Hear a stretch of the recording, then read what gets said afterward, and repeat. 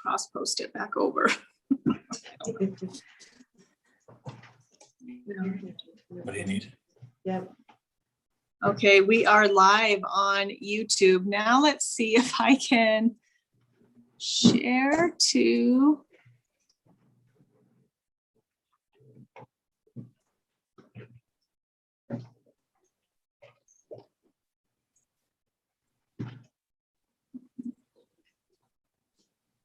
Is it the bug? No.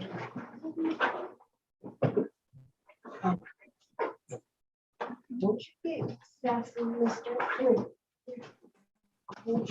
gotta calm down, mister. Oh my God, stop throwing them around. He's very fluffy. Stop manhandling me, woman. Fluffy, fluffy. Hey, be careful because I fed him.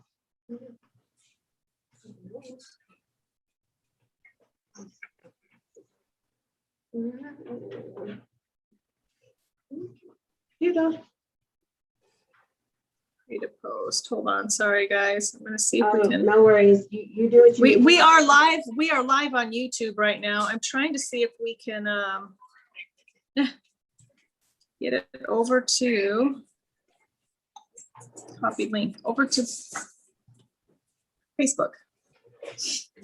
Click and make that piece. That gets bigger. You know, where you click next to the box. This? Yeah.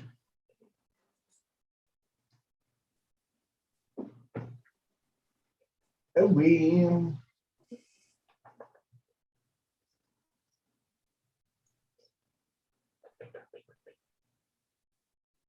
Oh, well. You should take a nap later on. We don't. Okay, we are, I think we can, let's see here. They can drop comments, I think, here as well. I think we are live now on, oh my gosh, on Facebook. Honey, move on over. We haven't even gotten all, we haven't even got all squared away or anything. Good grief. Talk about some fancy typing this morning. Good morning, Josh and Chris. Thank you so much for joining us. I put together a nice little slideshow with some really important information on it that I don't have access to now because the computer is being naughty this morning. But I want to welcome everybody.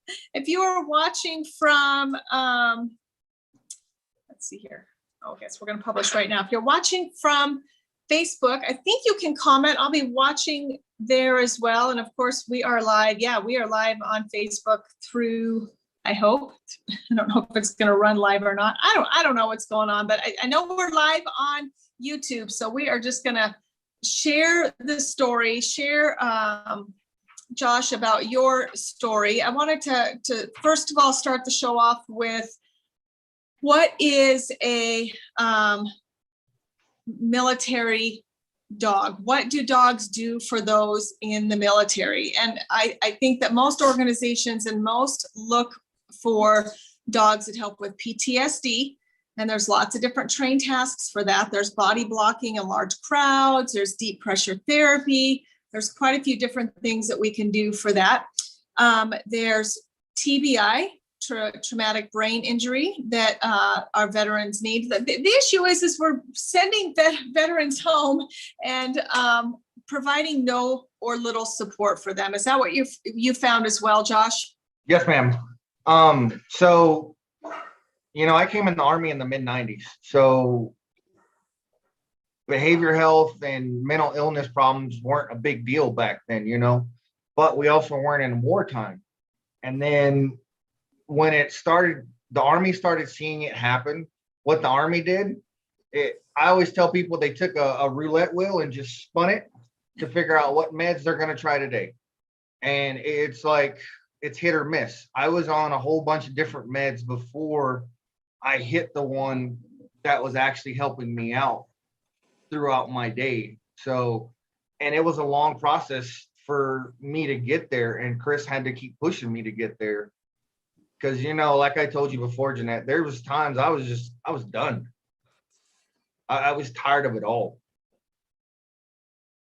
Yeah, tell me a little bit about you have quite a resume with the Army. You're quite the warrior. You've experienced a lot. So tell us, so we have some background, what kind of things happened to you that got you to the point that you felt you were done?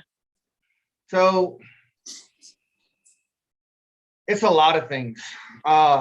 One, always being gone from my family. It was rough. So Chris and I have been together for 20 years, and I always make fun. We've actually only been together, married together in it for about 10. So the rest of it, I was always gone. So, your family not having you there to help with the things that normal husbands do, because of the Army, was a big deal for me. And it was just, on deployments, you see stuff that you never think you'll see. You go through stuff that you never think you'll go through. I've lost 2 soldiers. It's rough. And it gets to a point where it just starts to overwhelm you. And when you're deployed, it actually just seems like it's just a year long of people being negative constantly. And that starts to wear on you after a while, the negativity of different people. But you figure we're there trying to help people. They don't really want us there. So it's that back and forth negativity. Some people want us there, some people don't. And you were in the Army for 24 years. I just want to go through some of your statistics.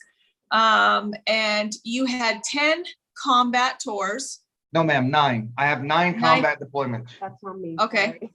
And you were exposed to numerous explosions and situations resulting in severe PTSD, anxiety, depression, and TBI, traumatic brain injury. Yes, ma'am. So I've been blown up twice. Twice. And here you are sitting here to share. Yeah, Chris, you had something to share? So a lot of things from a family aspect. A traumatic brain injury, a lot of people associate that with an actual injury that you see blood or that requires medical attention to save a life. But a lot of people don't realize a TBI, especially from the exposure from explosions. It's called a blast concussion, TBI.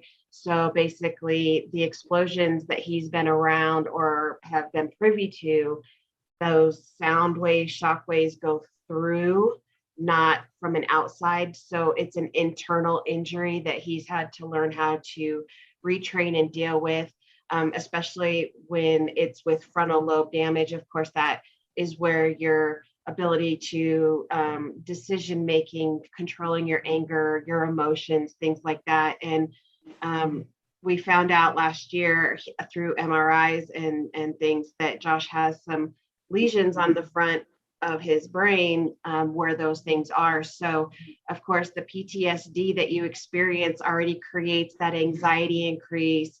You're hyper vigilant and aware of what's going on around you to where your body will not calm down enough for you to rationally take notice of what's around you.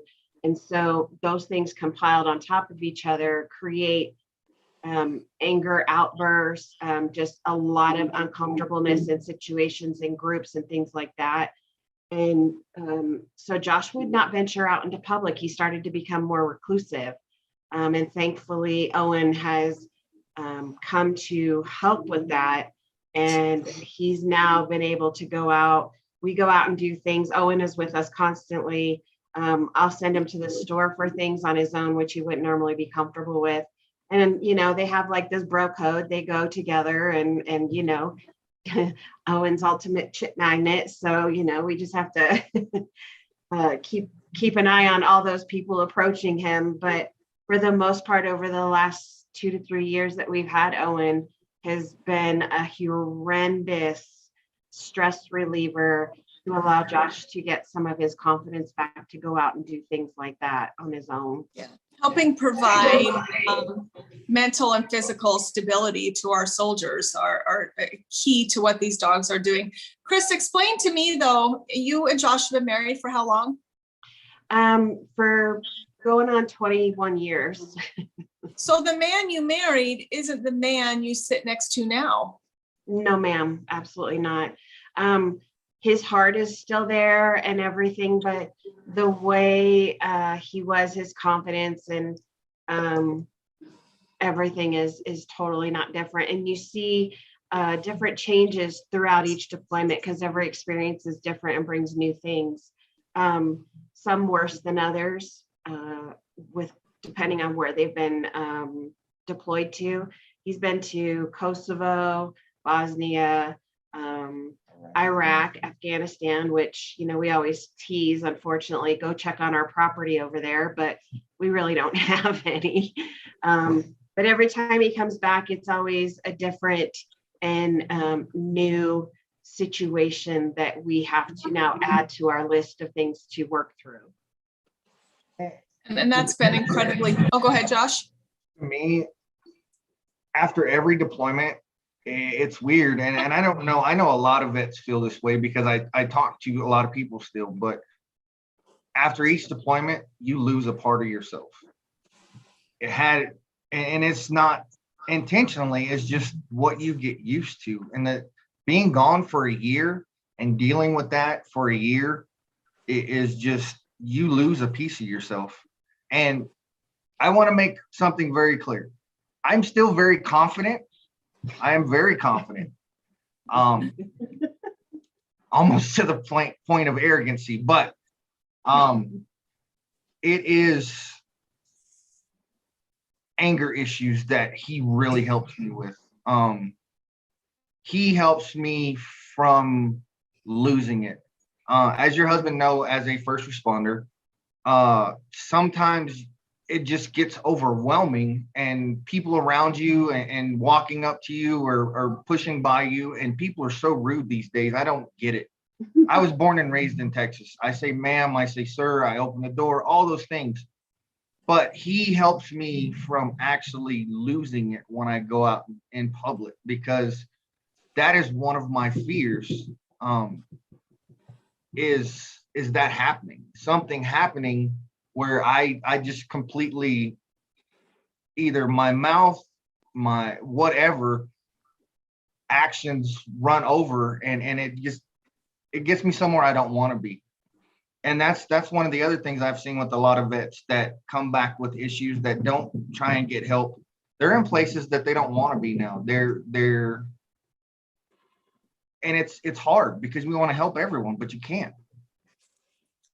Yeah. I'm No. trying to Oh, help so let's- myself. Yeah, right. So let's back up a little bit. Let's back up to when, you were brought into my life. So you were feeling very lost, not feeling independent, not wanting to leave the house. So even further isolation, it wasn't enough that you were isolated out on deployments, but then you come home and you still feel isolated, even though you're surrounded by family. You had felt like, or you did lose a lot of your independence. Is that correct? Yes, ma'am. Wouldn't even go to the grocery store by yourself? I don't like doing it because of the people. I just, and it's weird because, like you said, when you came into our life in 2018, we were in Hawaii, paradise. It was not paradise. It was actual hell for me the whole 3 years we were there. And it's bad. When we got Owen in 18, it actually started getting better. And it wasn't just me, it was both of us.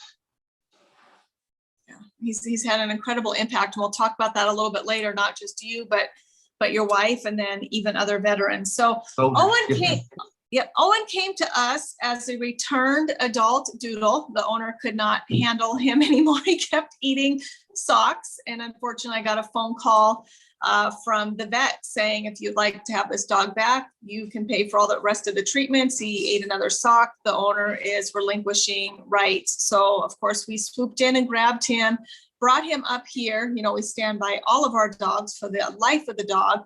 And this is just another story truly of both of you getting a second chance, truly. And this is what I love so much about this story. So we realized Owen's potential early on and started training him and realized he would be phenomenal. His size and his gentle heart and his drive and how much he wanted to accomplish something would be great for a veteran. And back then we didn't have the Healing Hearts charity. We had the Blue Sky Buddies charity, which was built in honor of my brother, who was an Army veteran, who, while he wasn't ever deployed or dealt with the extreme emotional distress, he was in the Army Golden Knights and did how many jumps did Kenny do? Oh, thousands. Thousands of jumps out of the airplane, and really just tore up his body. And the Army's way of dealing with that was to give him pain pills rather than helping him. And it took him 6, 7, 8 years to even get back surgery. And then they just kept giving him pain pills, which, led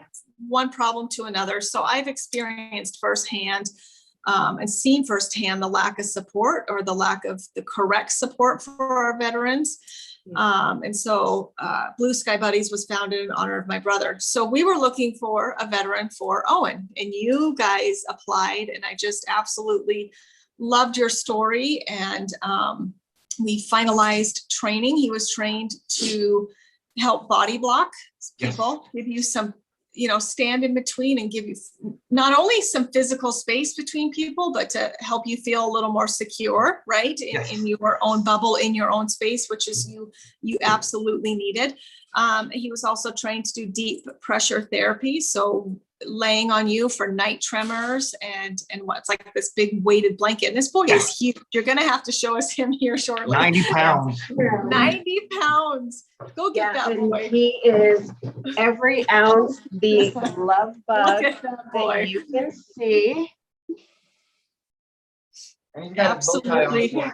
He's wearing his bow tie for today's presentation.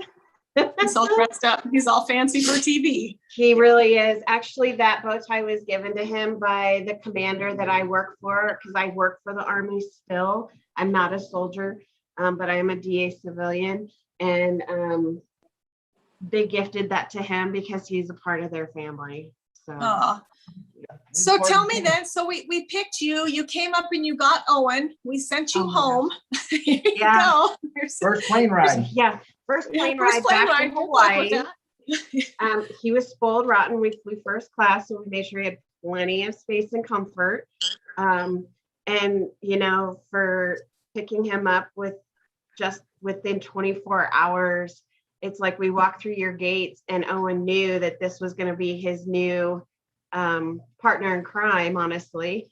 And he just like went up to him and just nudged him and got close to Josh and was just like, okay, we got work to do. Let's handle this. And without missing a beat, they just made a very quick connection, and he was amazing. And, it's like, he immediately knew what to do. As soon as we left, it was like he was checking Josh out nonstop, looking at him, like cuddling up with him. And it's like he just knew instinctively that he was there to soothe the soul and help a family. So he's been a rock star ever since.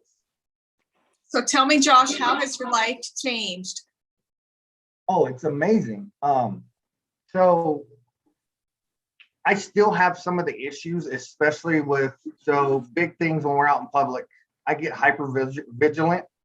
So I focus on certain things, and he actually, he'll bump me. He'll bump me to get me to pay attention to something else, or, hey, I'm here for you. Let me know, that type of situation. The biggest thing is nights. Nights are the hardest part for me with sleeping. He has woken me up. He lays on me. He does the things that he's supposed to do, and it brings me those comforts. Hey, when you have 88 pounds laying on your chest in the middle of the night, it for some reason, it's very relaxing to me. And he knows when I need him. Like Chris, like you guys were saying, that day one, Owen and I connected. And you told me that as soon as I walked through the gate and he was out there, him and I connected. And it's just been great for me ever since. The only thing that I hate now is that I have my own business, and I work out of our garage, and I can't take him out there because it's a lot of woodwork. So that's where we turned around, and let Chris work with the soldiers. And once again, you told me that first day, this is not a me thing. It's a team. It's us, all three of us. And all three of us have to work together. So those are the things that we figured out. So tell me, Chris, what he does for you now. You take him to work and he helps other soldiers. Tell me what you've experienced with that. Well, I found that the people I work with care more about him than me. It was that way when I used to take him in too. But from day one, the commander I worked with was like adamant, please, yes, bring him. We'll see how it goes. And Owen, I take him in. He gets excited when we get into the parking lot. He just prances in like he knows what he's doing. He rides in an elevator. He does great. We walk through the doors and immediately everybody lights up when they see him. They love him. He is the official First Space Brigade facility dog, honestly, right now. I take him in. He has a cushy spot under my desk. And whenever anybody comes in, they ask and I let him out and he goes and leans on them. He will cuddle with them. And it just brings their morale up, especially in today's time with the pandemic and everything. So we do our morning walk through the whole office, and he gravitates towards a few of our guys who have seen some things. One gentleman actually lost his wife to breast cancer a couple years ago, and he just goes into this guy's cubicle and just lays his head on his lap and looks at him and just lets him pet him while he's doing whatever. And then Owen will move on to the next guy or person. He has made a huge impact. And even though we've changed out commanders, the new commander wholeheartedly supports. In fact, he's a doodle owner himself. So he's like, please bring him in. I can't wait to see him. He sits in meetings and just lays out, and just having him present, you can see everybody's morale change. Their shoulders drop. They have a look of relaxation. They spend their 2 minutes cuddling and playing with him, and then they move on. And it seems like work productivity goes up a bit because people are more calm in their environment. Stress is crazy, but he just alleviates that. So where I work, they love him, and they'll take 5 minutes out of their day, come in, play with him, pet him, love on him, and walk out. And then the rest of their day seems to be 10 times better. So tell me, Chris, it's not very common to have a service dog, then become a facility dog, and then still function as a service dog. I mean, this dog is truly incredible. And to think that he was a returned naughty doodle that was out of control and they did not want anymore. And it just goes to show that we have to listen to our dogs and make sure they're serving their purpose. But tell me, Chris, you've seen what this dog has done for your husband. Now you've seen what this dog does to your workplace and other soldiers. What does this dog mean to you? Owen's my best friend. He is my Velcro dog. I think because my role before we got Owen was basically everything Owen's doing for Josh. That was my job. I would be the one to remove him from situations. I would preemptively see things. I also have PTSD from past trauma, and he helps me. I will be overwhelmed, and it's like he just comes to me and puts his head on me, and he helps me as well. But he has also taken on that role for me to let go of some of the added stress that Josh has in his life that I take on. So, and don't get me wrong, Owen does have the ability to be a naughty dog when he's not in vest because he's still a dog. He is still a puppy at heart. He is just like any other dog. He will counter surf if we're not paying attention or if we leave something in sight. I'm just like, he's a carbaholic. He loves bread, and that's exactly what he steals. But for the most part, he does not. He is great. His personality, it just meshes with ours, and it's like he's so in tune with us. If I'm upset, he's finding me, he can sense that, and he helps to alleviate a lot of that. He is just an absolute joy and comfort to have around. He is our huge couch potato. But the funny thing is he knows, and I've never seen anything like it. He knows when he puts that vest on, he's got to function in life, and he knows what it is. And it's weird that day one, him and I connected. The first times I took him into work, you could see the people that he went to was the people that really needed him at that time or that moment. And he just offered that relaxation to that individual or individuals. And it's awesome. I've never honestly in my life, and I don't know if it's like you said, because you gave both of us a second chance, but he knows that vest goes on and it's time to do my thing. Tell me, Josh, what this dog means to you, what the relief it's been for your marriage. Now he's helped you, and now you are passing him on to let him go to work and help other soldiers, and then to come home and work for you. What does this dog mean to you? This is going to be hard for me. He's my world. He frustrates me, but at the same time, I love him to death. He has changed my mind, and he continues to change my mind when I have those thoughts, and he knows. And if I get into that mood, even if he's not invested, he will paw at me. He will do anything he can to get me to work with him. And it's just, that guy is my world right now. He is honestly my best friend in this world, and it's hard to, I don't even know if I can honestly say what you have done for me and my family in words with him. You honestly gave us both a second chance, and it's helped, and it continues to help daily. You have a forever heart, or a forever place in my heart because of him.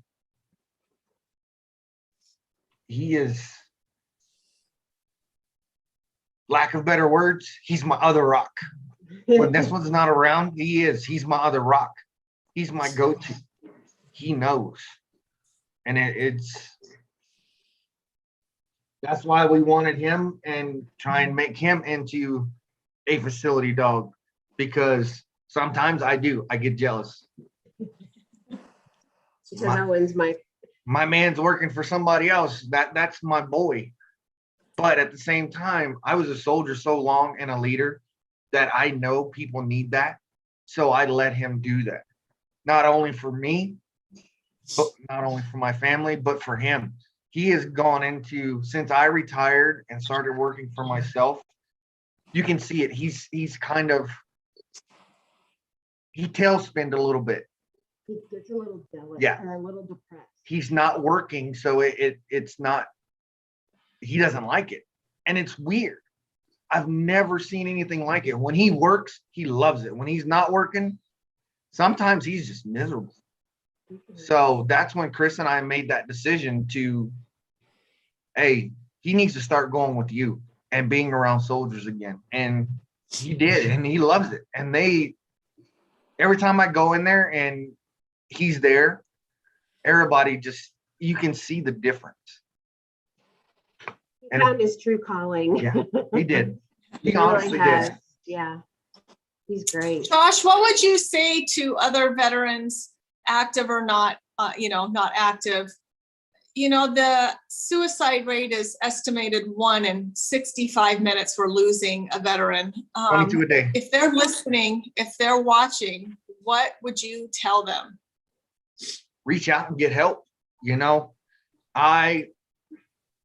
I honestly think, had it not been for my wife pushing me, I don't think I would have ever asked for help, and I don't know where I would be today. And And if you're a family member and you know it, you've got to push. I mean, a lot of people are like, I want to be your friend and I don't want to rub you the wrong way. Rub those people the wrong way. You've got to get people help. We just lost another one here out of my old unit to suicide 2 weeks ago. And he was a young kid. And it's not fair. It's not right. You've got to learn how to look at these people and help them. Don't think you're just alone. And also, I know other people. Yeah, I have a family, but you also have to look at the people you call your friends. Are you talking to them? Are you making those hard decisions? Are you pushing them to better themselves? A lot of us don't do that anymore. But with Owen, also where that's concerned, it's like no words have to actually be spoken for that kind of a feeling or situation. It's like he intuitively knows when somebody needs him the most. And,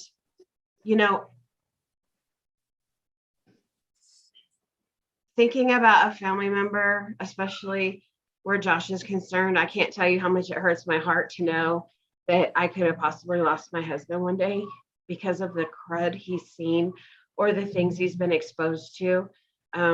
But I can't even begin to think about where our lives would have been if Owen hadn't come in and taken over a lot of that. Because as a spouse, we can harp on our spouses, please talk to me, please talk to me, please talk to me.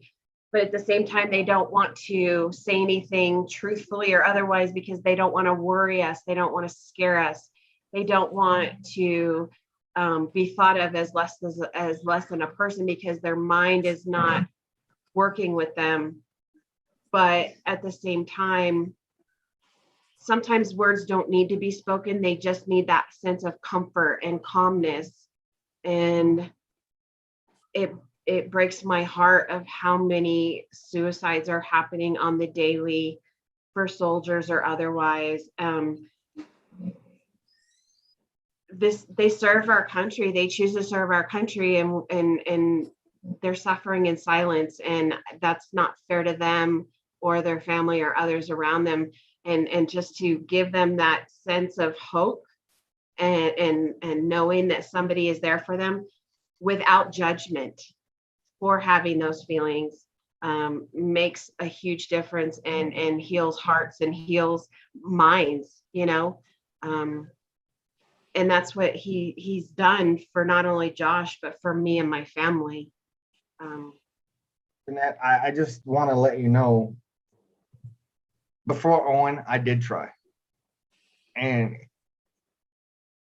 like I said, I know from that aspect, sometimes you just gotta, if you're my friend, be hard on me, be direct with me. Don't sugarcoat stuff. Don't do those type of things.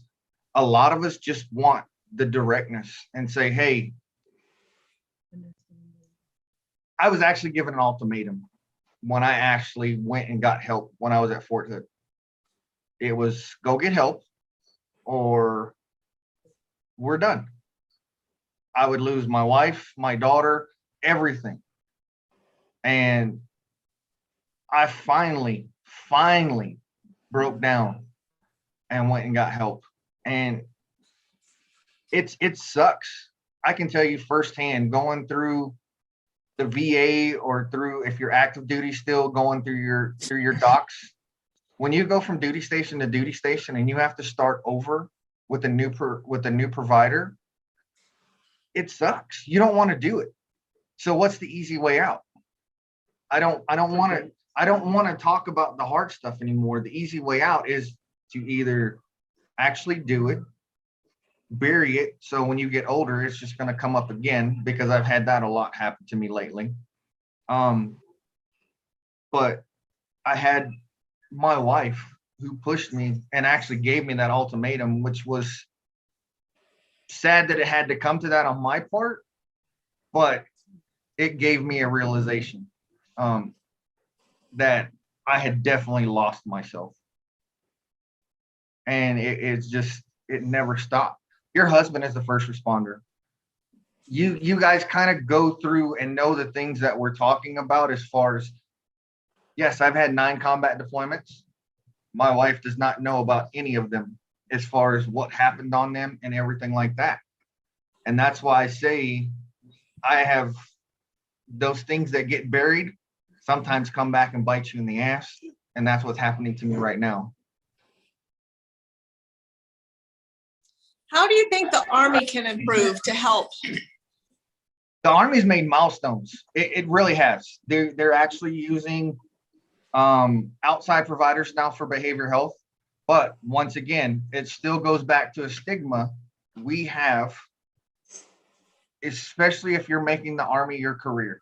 There's a stigma is if I go to behavioral health, hey, I will never get promoted. I'll be labeled as this, that, or whatever. And it's a lot of seniors, a lot of the older guys that have been in for a while are still refusing to do it. I did for years, for almost 14 years. I didn't get help. I had 3-4 deployments under my belt before I realized my wife is right and I need to go before I totally ruin everything.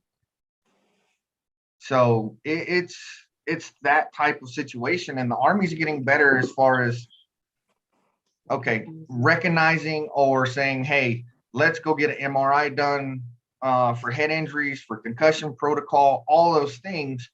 And I went 24 years before I got diagnosed with frontal lobe lesions. I didn't find out until I was ready to get out. And the bad thing is the whole time I was in, I kind of wouldn't go and get help as far as medical or anything like that. Another sign of weakness. And I just refused it. But my last year for retirement opened my eyes to a lot of things. And I could have got help with this a long time ago, and I didn't. And I ask people to stop doing that and get help now and don't wait. We've become very big advocates for mental health. I have things that we've gone through that, I push for him to talk to somebody other than me. So it helps. But according to your question, the Army has made some big milestone jumps to advocate for behavioral health, mental health, making sure people are kind of put together mind, body, and soul. We do have our chaplain corps. It's not so much even that it's a religious thing, but they're there as a point of contact to talk.